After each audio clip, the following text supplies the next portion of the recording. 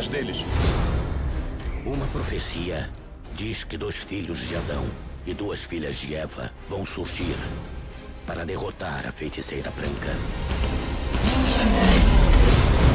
E por fim ao inverno eterno. Acho que cometeu um engano. Não somos heróis. Não estarão sós. Aslan está a caminho.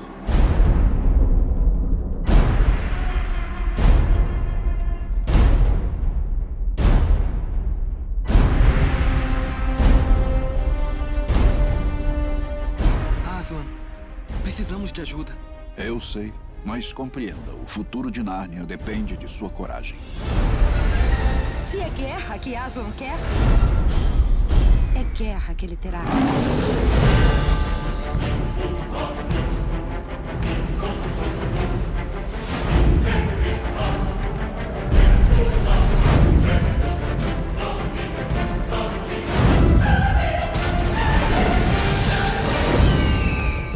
Estão em número muito maior do que nós. Números não vencem batalhas. Não, mas aposto que ajudam.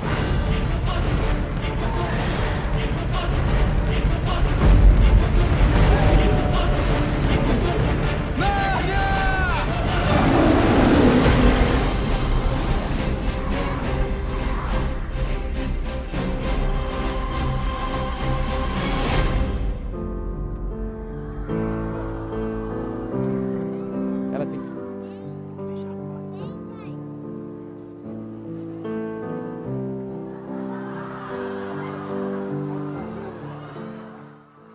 Ela tem que fechar a porta. Fecha a porta. Fecha a porta. Apaga a luz, apaga a luz, apaga a luz. Fecha a porta.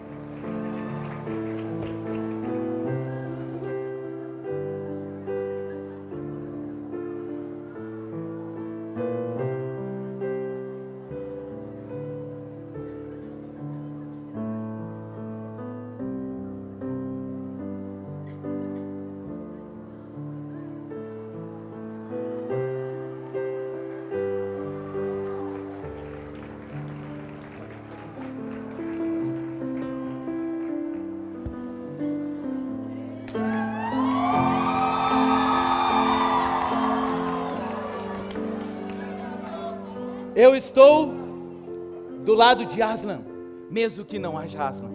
Eu quero viver como um narniano, mesmo que Nárnia não exista. Por Nárnia e por Aslan! Antes de fazerem qualquer tipo de piadinha, eu já vou avisando. Eu acabei de sair de um guarda-roupa.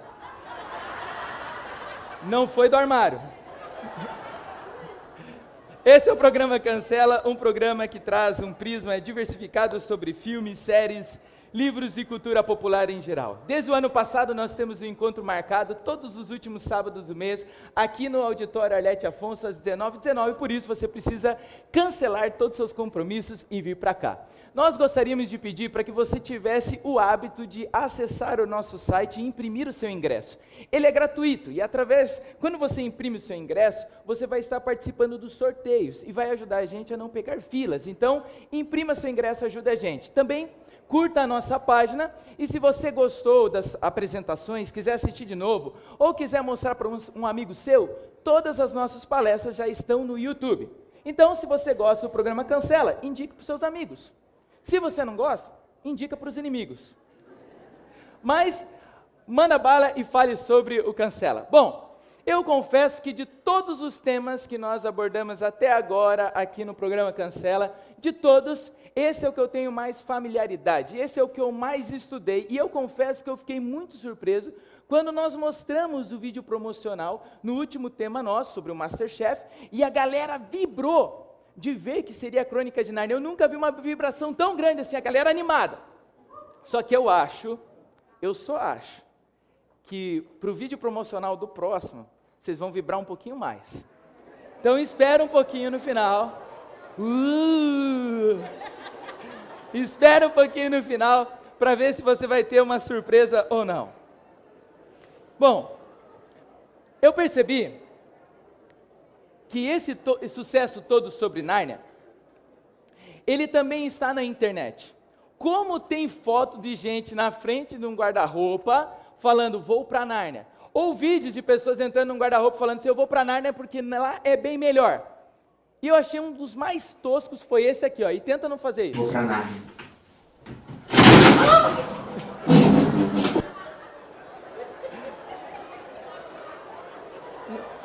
Não tente fazer isso em casa, né? Sua mãe não vai gostar, o seu marido, enfim, ninguém vai gostar. Bom, uma coisa que eu tenho achado legal de vocês é que muitos de vocês têm tentado nos ajudar com a apresentação, com a palestra. Alguns vão lá e mandam alguns links para a gente, algumas curiosidades, algumas dicas são boas, outras nem tanto.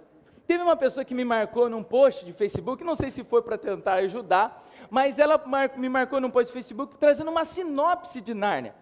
E eu achei interessante a sinopse, eu trouxe para vocês. É mais ou menos assim: a criançada entra num guarda-roupa e encontra uns bichos loucos e uma versão malvadona da Elsa do Frozen.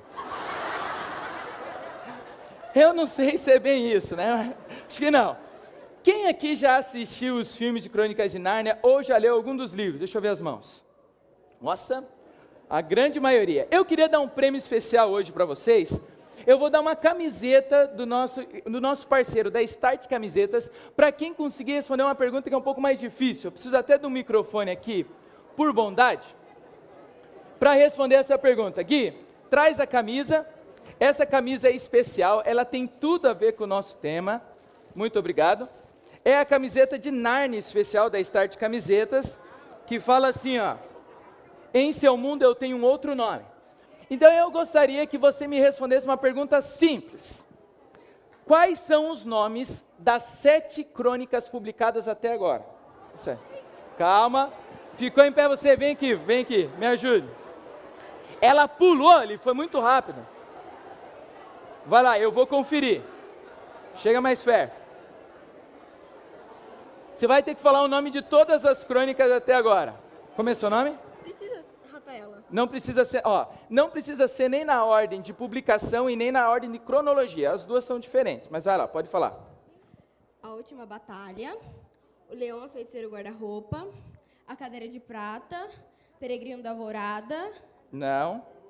O Peregrino da Alvorada. Não, tem uma palavrinha antes aí.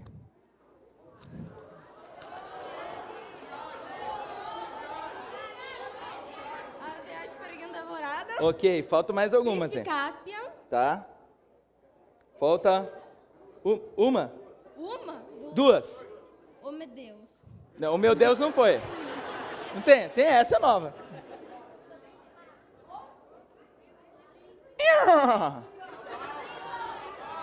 O Super do Mago, que é o primeiro. Calma, e é isso aí. Mas falta uma ainda. Aí depois você vira. Tá bom, aí depois todo mundo soprou, então pega a camiseta. Eu acho que vai ficar um pouquinho grande. Salva de palmas.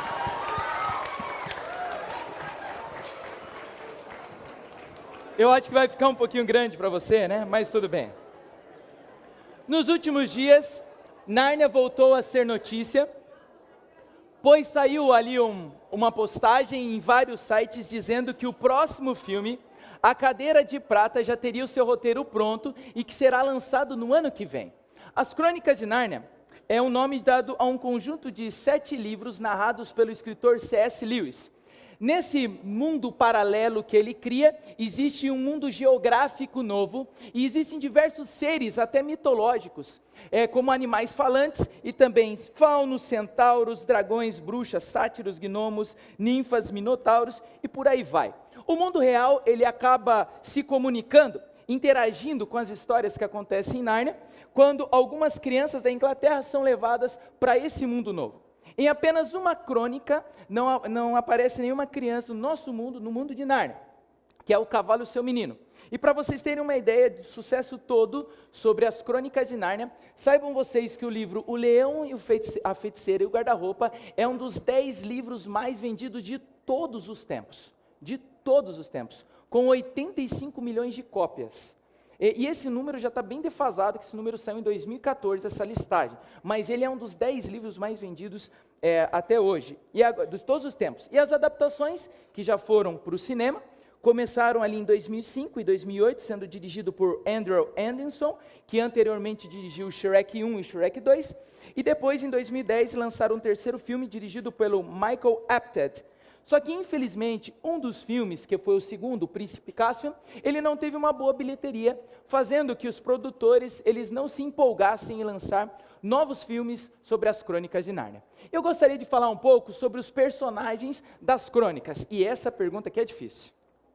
Eu quero saber, quem poderia me dizer, quais são os nomes das duas crianças que foram as primeiras a entrar nas Crônicas? Calma. Calma. Eu quero ver você, a menina ali, ó. Vem aqui, ó. É muito provável que você vai errar, viu? E eu vou fazer um jabá absurdo agora. Se você não sabe, o Cancela agora tem seus produtos. Você pode levar o Cancela para sua casa. Nós temos canecas, nós temos mousepads, nós temos baterias externas, nós temos mousepads, nós temos pendrive com 8 GB, com umas palestras dentro do pendrive, nós temos mousepad, caneca, organizador de fio, e não poderia faltar, nós temos mousepad. Então depois, você aproveita lá, você vai ganhar um mousepad. Quais são o nome das crianças? Edmundo e Lúcia. Errou. Mas eu vou dar um mousepad para você mesmo assim, tá bom? Obrigado, viu? Alguém mais saberia dizer? Não é Lúcia também. Você já participou. Vem você então, de rosa, vamos ver. Eu quero ver se ela sabe mesmo. Quais são os nomes dos personagens que foram para Nárnia? Dígore e Polly. Muito bom. Ela vai ganhar também um mousepad. Eles pediram, ia dar outra coisa, mas depois você pega lá no final, beleza? Exatamente isso, né? As primeiras crianças que apareceram nas crônicas foi o Dígore Kirk e a Polly Plummer, no livro O Sobrinho do Mago. O que acontece é que C.S. Lewis ele fez uma coisa muito parecida com o famoso George Lucas, criador de Star Wars. Eu não sei se Star Wars seria um bom tema do Cancela. Seria interessante, né? Eu não sei. Vamos ver se vai ter um Cancela sobre Star Wars. Vamos ver. Bom, mas como eu estava dizendo, C.S. Lewis, ele fez uma coisa muito parecida com o George Lucas. Não, na verdade, George Lucas fez uma coisa parecida com o C.S. Lewis, porque C.S. Lewis veio antes, mas enfim. No Star Wars, nós temos uma trilogia que conta uma história até o seu final. Depois, o George Lucas, ele lançou uma trilogia para explicar o filme que veio antes. E foi exatamente isso que Lewis fez. Ele lançou o livro, O Leão e o Feiticeiro Guarda-Roupa, e depois ele lançou um outro livro explicando como tinha sido a criação de Nárnia. Por isso, os dois personagens, os primeiros que foram da nossa terra para Nárnia, foi o Dígore e a Polly. Só que outras crianças também foram para Nárnia. Alguns mais conhecidos, como esse rapazinho aí, conhecido por ser inteligente, porém muito chato e mal educado. O nome dele, Eustáquio. Em uma das suas aventuras por Nárnia, ele é transformado em um dragão, mas depois de um pouco tempo, Aslan já o torna um menino de novo. Ele aparece em várias crônicas, só que tem uma que provavelmente que vai se transformar no próximo filme. Ele aparece com a Jill Polly na crônica A Cadeira de Prata. Mas vamos falar logo sobre as crianças mais conhecidas. Os 4 irmãos, essa aqui provavelmente é a Jill, pela sua ilustração ali no livro. Vamos às crianças mais conhecidas, os irmãos Pevensill. Eles viviam em Londres, até precisarem fugir para um campo devido aos bombardeios da Segunda Guerra Mundial em Londres. Eles ficaram numa mansão antiga do professor Kirk e lá eles conhecem o famoso guarda-roupa. Vamos começar com a personagem mais querida da série, muito provavelmente, que é a irmã Lúcia, uma das mais queridas e lembradas personagens da série. Ela foi interpretada, e eu não sei se essa é a pronúncia do nome dela, é George Henley, não sei, me desculpem, eu esqueci da minha aula de inglês durante esse mês, e ela venceu vários prêmios depois da sua boa atuação. O interessante é que é graças a ela que os seus irmãos, elas conhecem a Nárnia, e ela é a irmã mais nova de todas. Muito provavelmente esse nome Lúcia foi dado para o seu autor, o C.S. Lewis, numa homenagem à sua afilhada, a Lucy Barfield, e graças a ela que o pessoal conhece Nárnia. Ela é uma fã muito grande da sua irmã mais velha, assim como geralmente isso acontece com os irmãos, né? O irmão mais novo tem meio como fã o irmão mais velho. Eu sou mais velho, então... pá. Então, a irmã mais velha dela era essa daqui, a Susana. E ela foi interpretada pela Anna Popplewell, que era inteligente o suficiente para ser teimosa com as suas ideias logicamente corretas. A Susana, ela era muito conhecida por sua habilidade com arco e flecha e também por causa da sua beleza. Alguns solteiros, ao olhar para ela, talvez falem, ó Susana. Próximo personagem é o Pedro, né? Vamos começar com os rapazes, né? Ele é o personagem infantil principal e ele foi interpretado pelo William Moseley. Pedro, ele sempre procurava proteger os seus irmãos e por causa da sua coragem, ele foi nomeado rei de Nárnia. E o título dele é o rei Pedro Magnífico, o grande rei de Nárnia, imperador das Ilhas Solitárias, senhor de Cair Paravel, chefe da mais nobre ordem do leão. E por fim, mas não menos importante, nós temos o Edmundo. O Edmundo foi interpretado pelo Skandar Keynes e ele era descrito como um garoto chato, emburrado e que era às vezes meio maldoso. Só que depois ele ter sido enganado pela feiticeira branca, ele tem um contato com o leão e ele é totalmente transformado. Depois disso ele também é nomeado rei de Nárnia e o seu título é o rei Edmundo, o justo, duque do ermo do Lampião e conde do Marco Ocidental, cavaleiro da nobre ordem da mesa. É do Edmundo que a gente tentou fazer a minha roupa, né? Olha aí. Quase isso. Agora ficou melhor, né? Nárnia, sem dúvida alguma, ela também é muito premiada. Começando pelos livros. Um grupo chamado Book Trust, recentemente em 2008, que é um grupo de editoras sem fins lucrativos que procuram ajudar as pessoas a terem mais contato com leitura, eles elegeram o livro O Leão, a Feiticeira e o Guarda-Roupa como o melhor livro infanto-juvenil de todos os tempos. Lembrando que o último livro, A Última Batalha, ele foi premiado com o prêmio mais importante da literatura, chamado o Prêmio Carnegie. Já nas suas adaptações, começando pelo cinema, como você vê nessa imagem, um dos filmes ele chegou a ganhar até um Oscar, assim também como o prêmio BAFTA, Critics' Choice Awards, Satellite Saturnus Awards, isso sem contar outras indicações ao Globo de Ouro e também do prêmio da MTV. Já as suas adaptações para a TV, que foram ao todo 8, receberam 14 prêmios. Agora, olha que interessante algumas das curiosidades sobre Nárnia. Você sabia que Nárnia foi o nome de uma antiga cidade italiana? Foi o nome de uma antiga cidade italiana, que agora é chamado de Narni. Em Quênia, que foi a língua criada pelo Tolkien, criador do Senhor dos Anéis, muito amigo do C.S. Lewis, esse nome Nárnia significava a profundeza dos contos. Os nomes originais das 4 crianças que nós conhecemos seriam Anne, Martin, Rosie e Peter. Lewis até chegou a pensar em outros títulos para o nome do livro A Cadeira de Prata. Alguns são interessantes, como por exemplo, As Terras Desoladas e Selvagens, Noite Abaixo de Nárnia, esse está mais para a sessão da tarde, né? Daqui a pouco, Noite Abaixo de Nárnia. Gnomos sob Nárnia, esse é mais da Xuxa, não sei. Novidades Abaixo de Nárnia, parece que ele fez a melhor escolha. E sobre a franquia televisiva, infelizmente, eles não usaram nenhum leão real, de verdade, diferente de nós. Nós temos mais orçamento, tá? É por causa disso. Mas assim, eles não usaram um leão de verdade porque o produtor, o diretor, eles queriam que a Lúcia chegasse perto do leão, tocasse na juba dele. E para conseguir esse efeito, eles criaram 5,2 milhões de pelos artificiais, que demorou cerca de 10 horas para ficar pronto. E um dos atores que mais suou a camisa para conseguir o papel no filme foi a voz do Hip Chip. Foram mais de 100 atores que fizeram um papel para a voz dele antes do Ed Izzard conseguir o papel. E o interessante é que as reações da George, quando ela chegou em Nárnia, quando ela viu ali o Sr. Tumos ali no candeeiro, todas essas reações são reais. Ela foi vendada para entrar para fazer essa cena e ela não tinha visto ainda a roupa que o seu companheiro, né, de gravação, o ator James McAvoy, ele teria. Então todas as reações que você vê dela, aquela cara de surpresa, todas elas são verídicas. Mas eu confesso para vocês que por mais que vocês gostem das Crônicas de Nárnia, eu vi que vocês vibraram, isso não aconteceu comigo. O meu primeiro contato com as Crônicas de Nárnia, assim, foram bem diferentes. Eu lembro que eu cheguei em casa, minha mãe tinha emprestado o primeiro filme, do Leão, o Feiticeiro, Guarda-Roupa e tal, e ela falou para mim, assista esse filme porque ele tem uns negócios de cristianismo e tal. Eu olhei para o filme, olhei a capa, Disney, falei, não, aí não tem coisa boa. Eu não sei se você lembra, há um pouco tempo atrás, a Disney ela era rechaçada no mundo cristão. Tudo que era da Disney era do capeta, né? O Mickey não prestava, bicho do mal e tal, mensagem subliminar, lembra disso tudo?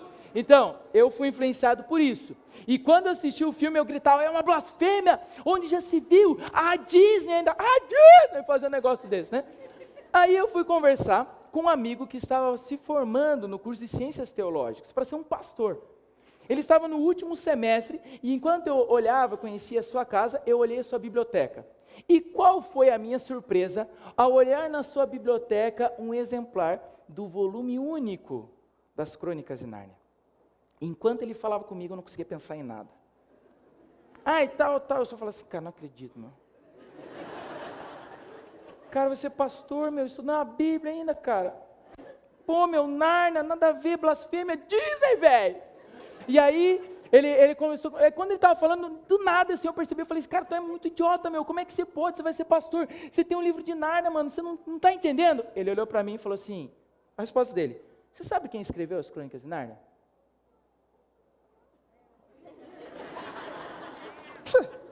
Quem escreveu a Crônica de Nárnia? Foi essa, não foi? Foi C.S. Lewis. E o que tem? Você sabe que foi C.S. Lewis? Tá. Eu não sei quem foi C.S. Lewis, mas eu conheço o Cid Moreira. Isso é piada interna, para quem está vindo há mais tempo. Desculpa, pessoal, se você não entendeu, é Sidão. Mas beleza. Eu conheço muito bem o Sidão e tal. E aí ele falou assim, cara, sabe quem foi C.S. Lewis? C.S. Lewis foi o maior apologeta que nós temos. É o maior apologeta cristão. O que é apologeta? Apologeta é um termo técnico para a pessoa que consegue defender bem os seus argumentos, e ele defende, através dos seus argumentos, a sua fé. Eu falei, para. Ele falou, Paulo, você conhece? Eu falei, você está me tirando. Paulo escreveu 70% do Novo Testamento. C.S. Lewis, ele é considerado o novo Paulo. Eu falei, velho. Aí ele falou para mim assim, estuda mais um pouquinho sobre C.S. Lewis e procure entender por que ele escreveu as crônicas, depois a gente conversa. Eu falei, beleza. E eu comecei a estudar. E eu comecei a me surpreender. Porque C.S. Lewis, ele escreveu mais de 40 livros. E entre um dos títulos mais famosos, tem o livro Cristianismo Puro e Simples, que ele é totalmente conhecido em vários lugares. O interessante é que C.S. Lewis, ele era um ateu que se converteu ao cristianismo graças ao seu amigo, o Tolkien, que escreveu O Senhor dos Anéis. E sabe por quê? Ou O Senhor dos Anéis e o Hobbit, né? E sabe por quê que Lewis, ele escreveu as Crônicas de Nárnia? Isso que me encantou.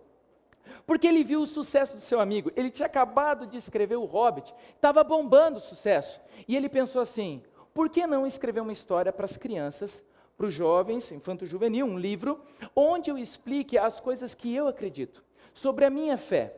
Por isso, ele usou vários símbolos que Tolkien também usou, alguns seres que ele também usou, porque essa era a ficção da época. Era a forma dele atrair a atenção para o Evangelho. Veja, hoje nós temos um monte de forma de atrair o pessoal para o Evangelho. Nós temos um monte de tipo de Bíblia. Nós temos Bíblia do bebê, Bíblia da criança, Bíblia do adolescente, Bíblia do jovem. Nós temos a Bíblia em mangá, que é da hora, a Bíblia em ação, que é história em quadrinho, tem a Bíblia em Lego, tem a Bíblia de tudo que é tipo. Só que no tempo dele, não existia isso.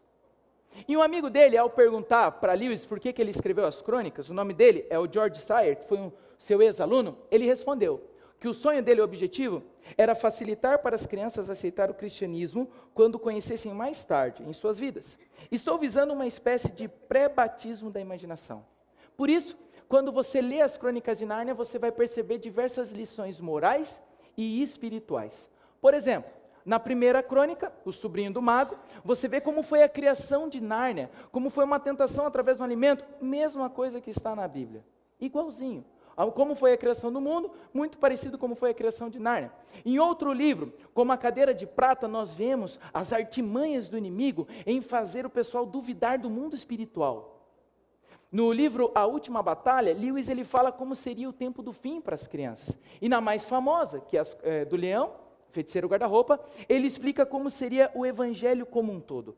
Cada crônica procurava ensinar algum tipo de simbologia. E eu tenho estudado as 7 crônicas há um bom tempo, eu já li elas. E eu li uns 10 livros a mais que falam sobre Nárnia, que falam sobre as simbologias. E eu achei várias simbologias interessantes. Que até se Deus quiser, um dia vai virar um livro, né? Sei lá quando. Mas eu tenho um sonho de fazer isso daí. E o interessante é que eu achei algumas simbologias que eu gostaria de compartilhar com vocês. Obviamente nós não temos tempo de passar pelas 7 crônicas, mas eu gostaria de falar pelo menos sobre a mais conhecida. Talvez algumas das simbologias que eu vou explicar você já reparou, mas isso é só para você entender qual era o grande objetivo de C.S. Lewis. Vamos começar pelo nome dos personagens. Aslan é um nome turco para leão. E a feiticeira Jades, ela tem esse nome, é o grande vilã da história. Jades, no francês antigo, significa antiga, velha, antiquada. O interessante é que Apocalipse capítulo 12, versículo 9, diz que o diabo é a antiga serpente. Isso aconteceu porque Lewis ele era linguista, por isso é muito difícil você acreditar que Lewis ele deu o nome de seus personagens ao Léo, porque ele achava que assim seria melhor. Algumas pessoas até acreditam que o nome Edmundo tem uma referência maior em português. Eu acho meio tosco, mas eu vou compartilhar com vocês. Edmundo seria a pessoa que é do mundo. Não sei se é isso mesmo, né? Mas o Edmundo seria uma representação de toda a humanidade.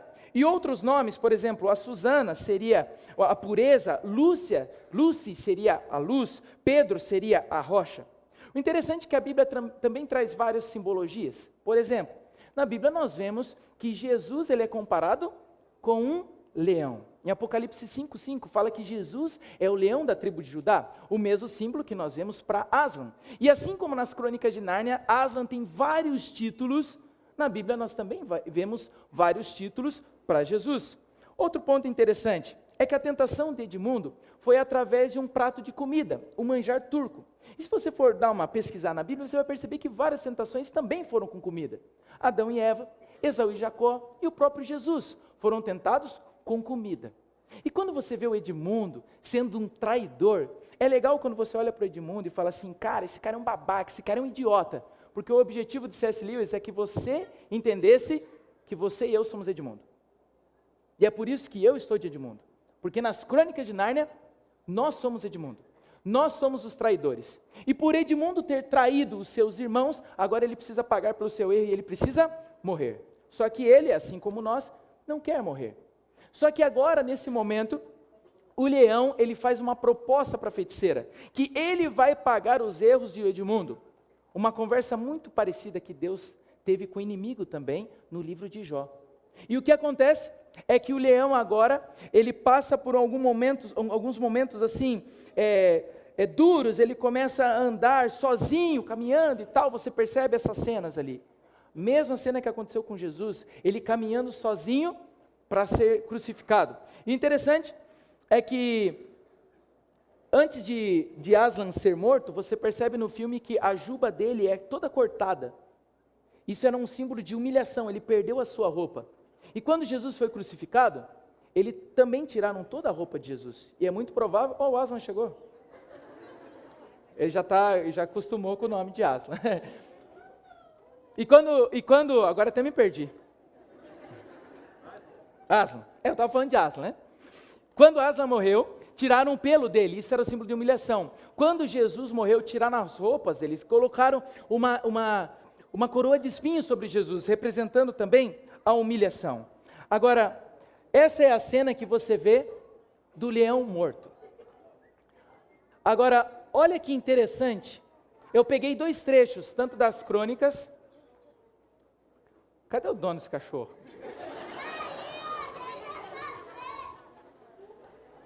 Ô, Aslan, você dá licença? Ela é multiuso, né? Porque ela já foi o outro também no Lost, agora é o Aslan. Eu contei isso para vocês, né? Não era para contar, mas aqui a gente faz vários papéis assim tal. Se você quiser ser ator também, vem com a gente, a equipe está aberta. Bom, aí o cachorro me atrapalhou. Aqui você vê a cena de Aslan sendo morto. E eu trouxe 2 textos. Um texto de Lewis e um texto da Bíblia, para você ver a comparação e o que Lewis ele queria fazer. Mas Aslan não fez sequer um ruído, mesmo quando os inimigos o torturavam. Agora olha o que diz Isaías 53, versículo 7. Ele foi maltratado e resignou-se. Ele não abriu a boca, como um cordeiro que se conduz ao matadouro e uma ovelha muda nas mãos do tosqueador. Aslan morreu sem falar nada, mesma forma como Jesus. Depois que Jesus morreu, quem encontrou Jesus? 2 mulheres. Quem encontrou Aslan depois que ele morreu? 2 mulheres. Tudo exatamente igual, tudo muito parecido. Só que existe uma parte que me encanta muito mais de todas as simbologias. Até que foi fácil, muitos de vocês já sabiam. Só que essa daqui para mim é a mais bonita de todas. Porque depois que Aslan ele dá a sua vida pelo Edmundo, ele recupera agora Edmundo. E depois de um certo tempo, daquela guerra, daquela batalha, existe uma coroação em Nárnia. E nessa coroação, cada um recebe agora um novo nome. Interessante que Apocalipse 2,17 fala que quando a gente chegar no céu, a gente vai receber um novo nome. Só que agora, cada um recebe um nome. E eu vou ler o nome de cada um para vocês e procurem um simbolismo dentro disso. E olha que bonito. Lúcia destemida. Agora, Lúcia, você é a destemida. Quem sabe a luz do seu nome, a luz da verdade deveria ser pregada sem medo. Agora nós temos o Pedro como magnífico, aquele que vai fazer grandes obras. Susana gentil. E qual é o título de Edmundo? O justo. Veja só, Aslan morreu por Edmundo. Quem merecia morrer? Edmundo. Só que a partir do momento que alguém morreu por ele, ele se torna justo. Agora ele está justificado. É a mesma coisa que acontece comigo e com você quando nós aceitamos Jesus. Nós carregamos o peso do pecado, mas quando aceitamos Jesus, nós estamos justificados. Obviamente eu queria ter muito mais tempo para abordar todas as simbologias das Crônicas de Nárnia com você, mas não é possível. Isso aqui foram apenas alguns exemplos para vocês verem como as crônicas estão recheadas de simbologia. E na verdade o nosso mundo também está recheado de simbologias. Os símbolos são coisas que você olha, você viu um símbolo, só que você tem que procurar qual é o significado por trás desse símbolo. Aqui, por exemplo, você vê algumas placas. Quando você olha essa imagem aqui em cima, qual é o símbolo que vem para você? O melhor time de todos os tempos? Sei, né? Semifinalista da Libertadores, enquanto todos vocês estão assistindo em casa? Enfim, o que você vê? Alguns vão falar, é Bambi, tá, eu sei. É enorme. Aí você olha para esse símbolo, se você nunca viu o super-herói, você não vai saber o que significa esse símbolo. Mas depois que você já conhece o super-herói, você olhou para o símbolo e você já sabe o que aquilo significa. E isso acontece com as placas de trânsito. E isso também acontece no mundo cristão. No mundo cristão nós temos vários símbolos, o mais famoso, usado por praticamente todas as denominações religiosas cristãs, é a famosa cruz. Só que existe outro símbolo que eu acho muito bonito no mundo cristão, que é esse daí, ó, o peixinho. Já viu um peixinho desse nos carros? Tem muitos adesivos com esse peixinho. Você sabe o que esse peixe significa? Os cristãos primitivos, eles fizeram um acróstico com a palavra peixe do original em grego, que é ictus. Um acróstico é pegar cada primeira palavra, cada palavra e trazer uma frase. Então, o ictus, para um grego, os cristãos primitivos, significava Jesus Christos Theos Huios Soter. Entenderam? Vou falar um que você vai pegar. Jesus Christos. Aí o restante eu acho que não vão conseguir mesmo. Não, eu não estou desmerecendo vocês, mas eu também não conseguiria, né? É Jesus Cristo, Filho de Deus, o Salvador. Então, quando um cristão via outro, como eles eram perseguidos, eles desenhavam um peixe no chão, na areia. Se o outro soubesse dizer o que significava o ictus ou ictis, ele entenderia que aquela pessoa era uma pessoa cristã. E a Bíblia ela tem diversas simbologias, e isso é uma das coisas que mais me fascinam na Bíblia. Se você, por exemplo, pegar o livro de Apocalipse, ele é cheio de simbologias. Você não vai entender nada quando você lê, a não ser que você conheça simbologias. E quando eu estou falando isso, não entenda você que tudo que tem na Bíblia agora é simbológico. Não. Mas existem algumas simbologias muito bonitas. E uma delas, que inclusive foi usada por C.S. Lewis, que mais me encantam, ela tem uma ligação total com a primeira coisa que ele pensou ao escrever as Crônicas de Nárnia. Vocês reviveram a cena aqui, quando Lúcia entrou em Nárnia, e ele disse exatamente isso daqui, quando ele pensou nessa cena. A gente só não tinha o Sr. Tumnus, mas nessa cena foi isso que ele falou. Toda a história do leão começou com a imagem de um fauno carregando um guarda-chuva e embrulhos em um bosque na neve. Essa imagem permaneceu na minha cabeça desde os 16 anos. Então, certo dia, estando já eu com cerca de 40 anos de idade, eu disse a mim mesmo, por que não inventar uma história a partir disso? Essa cena em especial do candeeiro nos lembra um item simbológico da Bíblia, o famoso candelabro do templo judaico. O que eu acho mais interessante nessa conexão é que essa é a maior simbologia da Bíblia. Deus ele criou uma simbologia para explicar o que iria acontecer 1500 anos depois.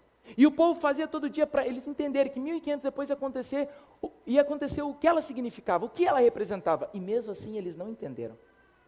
Por isso eu gostaria de ver essa simbologia com vocês. Só que assim como a simbologia de Nárnia, talvez você ouviu alguma simbologia, você não entendeu nada. Talvez você até conheça essa simbologia, você já leu essa simbologia, você não entendeu nada. Hoje o nosso objetivo é procurar entender sobre essa simbologia. Você sabe que no começo da humanidade, Deus ele falava com o homem face a face, trocava ideia com Adão e Eva tal, e você já viu o que aconteceu no nosso 4º episódio, sobre o Prison Break. Se você não assistiu, assista depois na internet. O ser humano acabou caindo em pecado. Ao ele cair em pecado, ele perdeu essa conexão com Deus. Agora ele não tinha mais como conversar com Deus. Por isso Deus ele teve um sonho, voltar a ter um contato com o homem. E aí ele fez um pedido especial para Moisés. Moisés, você deve conhecer, a novela saiu há pouco tempo, dos 10 mandamentos, e quando ele tira o povo lá do Israel, Deus faz esse pedido para ele. E me farão um santuário para mim, e eu habitarei no meio de vocês. Façam tudo como eu lhe mostrar, conforme o modelo do tabernáculo e de cada utensílio. Assim como Aslan e Nárnia, Deus sempre quis estar perto do seu povo. E agora ele pede para que Moisés construa uma casa de Deus na terra. Só que é interessante que o texto, ele traz um detalhe. E esse aqui seria a casa que o Moisés deveria construir para Deus. Aqui você vê por fora todo o acampamento e aqui por dentro. E saiba vocês que tudo que está ali dentro tem uma simbologia. E é linda essa simbologia. Então veja um detalhe que ele pediu para Moisés. Tenha cuidado de fazer segundo tudo que eu te mostrar como um modelo, como eu te mostrei esse modelo no monte. Então Deus ele chegou para Moisés e ele mostrou como se fosse uma maquete. Não sei se você já viu, algumas construtoras trabalham dessa forma. Elas fazem uma maquete, você vê o que é reduzido, para você comprar aquele reduzido, para depois você entender como seria o ampliado. Foi exatamente isso que Deus fez. Ele mostrou uma maquete para Moisés, para que ele construísse algo grande. E como foi essa casa? Olha que interessante. Moisés então armou a estrutura, firmou os postes nas bases e pregou as tábuas e ripas. Depois estendeu a tenda sobre a estrutura e pôs a cobertura no teto. Tudo como o Senhor mandou. Colocou os 10 mandamentos na arca, o testemunho da vontade de Deus revelada. Esse texto explicou como Moisés ele começou a criar essa casa. Ele levantou as ripas, estendeu um tecido por sobre elas, pegou uma arca, nós já veremos o que é essa arca, colocou num lugar específico, e nós vemos que existia uma separação nessa casa. Pendure o véu pelos colchetes e coloque atrás do véu a arca da aliança. O véu separará o lugar santo do lugar santíssimo. Existia uma diferença entre os lugares. Existia um lugar que era chamado lugar santíssimo, onde só tinha apenas um item. Existia um outro lugar que tinha 3 itens chamado de lugar santo. E todos esses itens têm um significado muito bonito, muito importante. Qual é o primeiro item da parte de dentro? Depois colocou a mesa dos pães na ala norte, na ala do lado do santuário, fora do véu. Pôs os pães em cima da mesa diante do Senhor, como o Senhor tinha mandado. Então o primeiro item foi a mesa dos pães. Seria legal se eu abrisse aqui e tivesse uma mesa dos pães, né? Rapaz! Faz um ó, por favor. Então o primeiro item era uma mesa dos pães. Esse guarda-roupa é mágico mesmo, hein? Vou pôr aqui. Esse era o primeiro item da casa de Deus. Esse aqui é o efeito especial. Esse aqui era o primeiro item da casa de Deus. Uma mesa dos pães. Pense comigo, por que Deus iria querer uma mesa dentro da casa dele? Porque tinha um significado. Esse era um simbolismo. E qual era esse simbolismo? A Bíblia mesmo explica. O que era então essa mesa dos pães? Olha que interessante o que ela mesmo diz. Essa era a mesa dos pães aberta, né? Jesus falando agora esse texto. Eu sou o pão da vida. Os seus antepassados comeram maná do deserto e todos eles morreram, mas esse é o pão que desce do céu e quem comer desse pão nunca morrerá. Eu sou o pão vivo que desceu do céu. Se alguém comer desse pão, viverá para sempre. Esse pão é a minha carne que eu darei pela vida do mundo. O que representava a mesa dos pães? Jesus. Jesus era o pão. Todo o Antigo Testamento era para explicar que um dia o Messias viria, Jesus viria, o Salvador viria, ele seria o verdadeiro pão. Esse era o grande simbolismo. Interessante que mesmo com esse simbolismo, as pessoas não conseguiam entender que isso daqui representava Jesus. Jesus falou, eu sou o pão. Só que não tinha apenas esse item. Existiam outros itens. O segundo item era esse aqui. Colocou agora o candelabro, que lembra o candeeiro, em frente da mesa, ao lado do santuário, na ala agora sul. Preparou e acendeu as lâmpadas diante do Senhor, conforme as instruções recebidas. Seria legal também, né? Rapaz. Oh. Vamos ver se eu consigo pegar esse trem aqui. Produção? Espera aí. Acho que eu consigo. Aqui é muita inteligência. Pronto, agora sim. Então aqui era outro item. Em frente à mesa dos pães, nós tínhamos o candelabro. O que representava o candelabro? Antes de mais nada, o candelabro, ele é conhecido, ele está meio baqueado esse candelabro, mas o candelabro, ele é até hoje conhecido no mundo judeu como a menorá. E o interessante é que esse candelabro, ele tem 7 braços. É como se fosse um castiçal. E em cada braço você tinha uma vela. Agora, o interessante é que o número 7 não era ao léu. O número 7 na Bíblia, ele tem uma representação. E o número 7 na Bíblia significa plenitude, significa perfeição. Então, o candelabro agora era a luz perfeita. Era isso que representava o candelabro, a luz perfeita. Mas o que significava? Qual era o símbolo desse candelabro? Como era o candelabro? Aqui eu trouxe algumas fotos para vocês terem uma ideia. E aí agora nós vemos novamente as palavras de Jesus. Eu sou a luz do mundo. Quem me segue não andará nas trevas, pelo contrário, terá a luz da vida. Em outro texto também, no mesmo livro, Jesus diz, enquanto eu estou no mundo, eu sou a luz do mundo. O que representava o candelabro? A luz perfeita. Quem é a luz perfeita? Jesus. Assim como a mesa dos pães representava Jesus, simbolizava Jesus, que seria o nosso alimento espiritual, o candelabro também representava Jesus, que iria nos guiar para o nosso caminho das trevas. Era exatamente isso que simbolizava. Agora tinha mais um item. Agora esse é o último item. Imagine aqui que nós estamos aqui dentro do lugar santo e aqui tem uma separação. O último item desse local, de dentro da casa de Deus, qual era? Colocou o altar de ouro no santuário, em frente do véu. Depois acendeu nele o incenso aromático especial. Tudo como o Senhor mandou fazer. Vamos ver se agora tem? Tem. Agora já parou o ó, né? E esse aqui está pesado. Só que eu estou fazendo academia. Viu? Falei para vocês? Vocês não acreditam? Mas tudo bem. Aqui está o incensário. O incensário, diferente dos demais itens, ele também tinha um porquê estar ali. O incensário, ele tinha uma função dentro desse santuário, dessa casa de Deus. E qual era a função? Para você entender a função, é preciso você entender o que acontecia nesse local, na casa de Deus, nesse santuário. E o que acontecia era isso daqui. Aqui você vê algumas fotos do incensário. Se for alguém da comunidade que pecar sem intenção, fazendo o que é proibido em qualquer dos mandamentos do Senhor, o seu Deus, será culpado. Então, quanto conscientizar do seu pecado, trará como oferta pelo pecado que cometeu uma cabra sem defeito.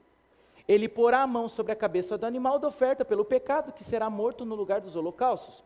O sacerdote pegará do sangue e com o dedo porá um pouco dele nos chifres do altar das ofertas queimadas, e depois derramará o sangue restante na base do mesmo altar.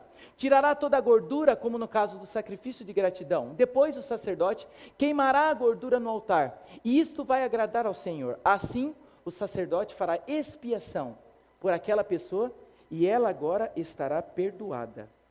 Hoje, como cristãos, quando nós pecamos, nós acreditamos que ao pedir perdão para Deus, Ele nos perdoa, porque Jesus tomou a nossa condenação sobre si. Só que nos tempos anteriores de Jesus, as pessoas elas precisavam fazer um sacrifício de um animal. Eles matavam um cordeirinho, eles colocavam um cordeirinho sem defeito, pegavam um cordeirinho, um bichinho bonitinho, colocavam a sua mão na cabeça do cordeiro, simbolizando agora que ele está transmitindo o pecado dele para o cordeiro, e matava o cordeiro. Ao matar o cordeiro, isso tudo acontecia fora do santuário. Depois que ele matava o cordeiro, o sacerdote, ele mexia naquele sangue. Ele pegava aquele sangue e ele borrifava no altar. E ele também entrava dentro do lugar santo, aqui tinha um véu, e ele jogava aquele sangue. Ele aspergia aquele sangue naquele tecido. Mais ou menos, né, depois da morte do pequeno, em defesa do cordeirinho, ficaria um tecido tudo manchado de sangue. E eu não sei se você já se machucou, caiu, cortou e sangrou, e você esqueceu de lavar a roupa. Depois dá uma cheiradinha na roupa para você ver como é que vai estar. Aquele cheiro de azedo. Deus obviamente não gostaria que dentro da sua casa tivesse aquele cheiro de azedo. Por isso ele pediu para que preparasse um incensário, para que tudo ali dentro ficasse agradável. Mas o incensário, ele também representava outra coisa. Olha o que o incensário representava. Texto de Apocalipse, cada um deles tinha uma harpa e vasos de ouro cheio de incenso, que são as orações do povo de Deus. O incenso na Bíblia é um símbolo das orações das pessoas. Só que é interessante que a Bíblia fala que nós temos um intercessor. O que é um intercessor? É alguém que leva o nosso pedido, a nossa oração até Deus. E inclusive, geralmente, quando nós oramos, nós usamos o nome desse intercessor no final da nossa oração. Nós falamos assim, ó, ajuda minha mãe, meu pai, me abençoa nisso, bababá, em nome de Jesus. Então Jesus, ele tem uma função no céu. Ele é nosso intercessor. É Ele que leva as nossas orações até Deus. Presta atenção comigo. A mesa dos pães representava Jesus. O candelabro representava Jesus. Nós temos o incensário que representava Jesus. Tudo até agora representava Jesus. Só que algo acontecia ali fora, e é importante a gente ver também o significado, e esse é o mais fácil de todos. Nós vimos o que tinha dentro da casa, agora olha o que tinha fora.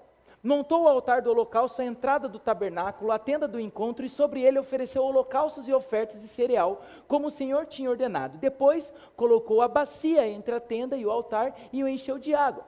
Moisés, Arão e os filhos de Arão lavavam as mãos e os pés nela, e sempre que passavam por ali para entrar no tabernáculo e chegar no altar, eles se lavavam como o Senhor tinha ordenado a Moisés. Como eu disse agora há pouco, fora da casa existia um sacrifício de um animal. Existia na frente, aqui tem uma imagem para vocês terem uma ideia, existia uma bacia com água. E obviamente o símbolo mais fácil da gente compreender em toda essa simbologia era quem representava o cordeiro. Quem representava o cordeiro? Nós temos alguns irmãos católicos que eles sempre repetem essa afirmação, e eu tenho certeza que você conhece essa afirmação, que é de João, que ele diz o seguinte: no dia seguinte, João viu Jesus aproximando-se e disse: vejam, ele é o Cordeiro de Deus que tira o pecado do mundo. Jesus é tanto o cordeiro quanto o leão. A mesma simbologia que C.S. Lewis usa no seu livro A Viagem do Peregrino da Alvorada. Quando eles estão chegando no final da história, eles veem um cordeiro e do nada ele se transforma num leão. Uma das cenas que para mim foram uma das mais significativas. E é nessa crônica que nós vemos o famoso jargão: vocês precisam me conhecer no seu mundo, porque no seu mundo eu tenho um outro nome. Exatamente o que nós demos ali na camiseta, a camiseta que eu estou usando por baixo, e é o nome do tema do nosso programa, o outro nome de Aslan. E o interessante é que, ao explicar todos esses itens, eu deixei um item de propósito faltando. E o item que eu deixei de propósito faltando era a Arca da Aliança. E seria mó da hora se tivesse a Arca da Aliança, só que tinha um grande problema, que a Arca da Aliança só poderia ser carregada pelos sacerdotes. Então, o último item era a Arca da Aliança.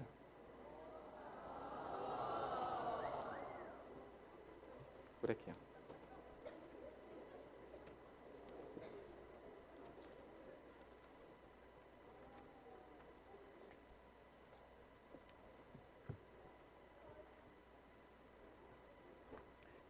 Agora vocês podem imaginar, aqui tinha como se fosse um tecido que separava esse local era totalmente santo, era um lugar santíssimo, apenas o sumo sacerdote entrava com a Arca da Aliança. O que representava a Arca da Aliança? E o que tinha dentro da Arca da Aliança? A Arca da Aliança era totalmente revestida de ouro. Nessa arca estavam o vaso de ouro contendo o maná, a vara de Arão que floresceu e as tábuas da aliança. As tábuas da aliança são os 10 mandamentos. A arca, ela representava a presença máxima de Deus. Era como se Deus estivesse presente naquele lugar. Alguns judeus usavam a expressão, ali estava Shekinah. A glória de Deus estava lá. Agora que você entendeu um dos quadros mais completos da Bíblia, desse simbolismo, é importante trazer algumas observações para vocês. Imagine que aqui tinha um altar, eu não consegui um altar para vocês, mas imagine que aqui nesse exato lugar tinha um altar. Agora imagine para frente, e imagine como estão esses itens. Você percebe qual forma o santuário? Uma cruz. Aonde Jesus Cristo morreu? Numa cruz. Mas talvez vocês estejam falando assim, não, mas isso daí é uma mera coincidência, eles colocaram ali sem querer. Será? O santuário israelita, ele ficava no centro do povo de Israel, e as tribos, elas acampavam ao redor. 3 tribos para cá, 3 outras tribos para frente, 3 para cá, 3 para trás, ficando mais ou menos nessa organização. E a parte de cima da tenda, das barracas, sabe de qual cor era? Vermelho. Do céu, quando Deus olhava para o santuário, ele via uma cruz vermelha. Aonde Jesus morreu? Qual era o formato que tinha os utensílios dentro da casa, dentro do tabernáculo? Uma cruz. Agora talvez surja uma pergunta, mas por que então esse simbolismo tão bonito, ele não existe mais? Porque a partir do momento que Jesus morreu, o simbolismo acabou, ele se completou. Por isso Jesus fala, a Bíblia fala, depois de ter bradado novamente em alta voz, Jesus entregou o Espírito, e naquele momento, o véu do santuário rasgou-se em 2 partes, de alto a baixo, a terra tremeu, presta atenção, e as rochas o quê? Se partiram. A partir do momento em que Jesus morreu, esse véu que separava um lugar do outro, a presença de Deus que apenas o sumo sacerdote poderia entrar, não existe mais. O interessante é que quando Jesus morreu, a Bíblia fala que o véu rasgou, as pedras tremeram, e quando Aslan morreu, a mesa de pedra também se rachou. A mesma coisa. Agora que você tem um contexto maior sobre o que era o santuário, só agora você pode entender um dos textos mais usados da Bíblia, e a grande maioria não sabe o seu significado. Um dos textos mais belos que Jesus falou. Provavelmente vocês conhecem. Ele disse, eu sou o caminho, a verdade e a vida. Ninguém vem ao Pai senão por mim. Veja só. Ninguém vem ao Pai senão por mim. Agora vocês entenderam o santuário. Só que tem algo que muitas pessoas não sabem quando lê esse texto. Porque a parte de fora do santuário, ela tinha como se fosse um apelido para os judeus. E sabe qual era o apelido? E sabe como os judeus chamavam a parte de fora, não a parte de dentro do santuário? Sabe qual era o nome? O caminho. A parte de dentro, onde nós vimos esses 3 itens, eles eram chamados de verdade. E essa parte onde nós vemos a Arca da Aliança, ela era chamada de vida. Agora Jesus, ele olha para o povo judeu e ele fala assim, eu sou o caminho, eu sou a verdade, eu sou a vida. Ninguém vem ao Pai senão por mim. Deus criou um simbolismo que iria se cumprir 1500 anos depois, para que o povo judeu entendesse que Jesus era o prometido, que Jesus era o Messias, para que eu e você entendesse que Ele é o Messias, e mesmo assim, a maioria das pessoas não conseguiram compreender, não entenderam. Eu espero que agora que você viu toda essa explicação, que você não fale como Diggory, pela nossa explicação, fala assim, a gente grande tem mania de dar explicações sem graça. Eu espero que você não tenha entendido que isso foi sem graça, mas que esse é um simbolismo mais bonito que a Bíblia tem, que aponta para Jesus Cristo. Só que o mais interessante é que o santuário se cumpriu. E eu falei no começo que Deus sempre quis morar comigo e com você. Agora, Jesus não está mais presente, mas Ele quer morar em você. Agora o templo, sabe qual é? 1 Coríntios capítulo 6, versículo 19 diz, acaso não sabem que o corpo de vocês é, agora, o santuário do Espírito Santo que habita em vocês, que lhes foi dado por Deus e que vocês não são de si mesmos. Queridos, agora o santuário é a sua vida. Deus, Ele quer habitar dentro de você, através do seu Espírito Santo. E você pode ter essa escolha de falar: Senhor, eu permito, eu quero que o Senhor fique perto de mim. Tudo que nós mostramos aqui foi para demonstrar para você que nós podemos acreditar que Jesus realmente é o Messias. Ele é o cumprimento das profecias. Ele foi o cumprimento de toda a simbologia. Se você gostaria de descobrir qual é o outro nome de Aslan, eu posso te afirmar: Jesus Cristo, o Salvador. Eu gostaria de perguntar para vocês se existe alguém que gostaria de pedir para Deus hoje. Eu gostaria que a minha casa fosse realmente a sua vida. Eu quero entregar a minha vida a Deus. Nós vamos orar. Eu gostaria de convidar você a fazer essa entrega para Ele, se manifestando. Todos estaremos de olhos fechados, isso é costumeiro em nosso programa. E se você sentir essa vontade, levante sua mão, porque Deus vai entender que a partir desse momento, você permite que Ele more dentro de você. Que a sua vida agora seja a casa de Deus, seja o santuário de Deus. Feche os seus olhos. Muito obrigado, Senhor, por mais um programa Cancela. Hoje nós entendemos uma das simbologias mais lindas que se encontram na Bíblia sobre o santuário. Elas apontavam e apontam para Cristo Jesus, que morreu em nosso lugar. Ele é o caminho, Ele é a verdade e Ele é a vida. Só que esse simbolismo passou. E agora, Deus, Ele quer habitar em outra casa, o nosso coração. Nesse momento, algumas pessoas querem falar para ti: eu aceito, eu quero. E elas estão levantando a sua mão. É uma decisão simples, mas que demonstra ao céu. Mesmo sendo pecadores, mesmo fazendo tudo errado, coisas que desagradam a ti, esse momento pode ser um novo momento na nossa vida. Um momento onde agora o Senhor mora em nosso coração. Por favor, Senhor, abençoe a cada pessoa que vem aqui no Cancela, que eles possam sair realmente daqui diferentes, transformados de como entrou, e que todos nós possamos aceitar o Cordeiro e o Leão como nosso Salvador. Oramos por Jesus. Amém.